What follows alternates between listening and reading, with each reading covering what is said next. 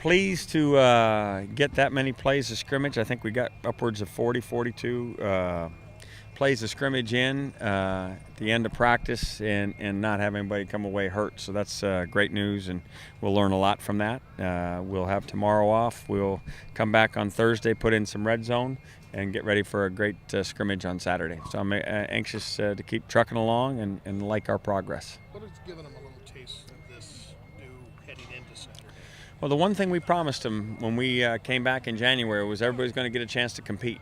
And so I'm wanting to make sure that everybody gets that opportunity, and the more you do this, the more you have your resume on tape, so to speak. So guys can show that they were in there, understand what's taking the coaching to the field, and playing the kind of way we need to play if we're going to be a good football team. Will there be less going into a bigger scrimmage? This makes less of that while you wind up at the wrong side.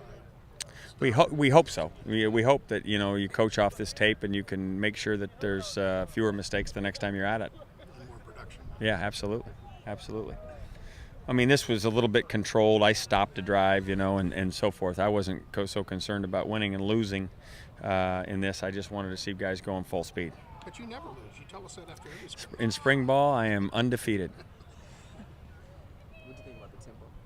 Tempo was good. I thought it was real good, and I think it will be really where it needs to be on Saturday. Just when it feels like game day, it always goes up a little bit. But I thought the tempo was great today. Could you get any read off your quarterbacks from this at all? I saw some really good things by the quarterbacks. There's just a couple of glitches that we just got to get out, coach out of them, so that they don't make that mistake, because those mistakes, unfortunately, cast a shadow over the rest of the good work.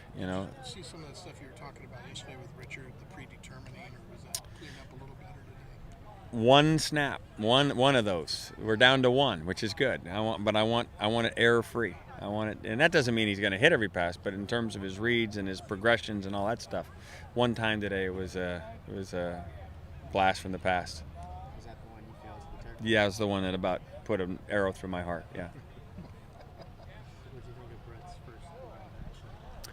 You know what? He's a gifted guy. Still got a lot to learn, especially in terms of managing protections and so forth. But he's got feet to get him out of trouble, and he's if it all comes together, and there's a lot in right now. I don't know that we would send him into a game with this much offense in, but as it all comes together and he starts to get a fence around it, I think he's going to be very accomplished. Do you like his decision making when he was running? When he's running, I'm always happy. Yeah, because he's a great athlete, and usually there's space. How did Cassius respond?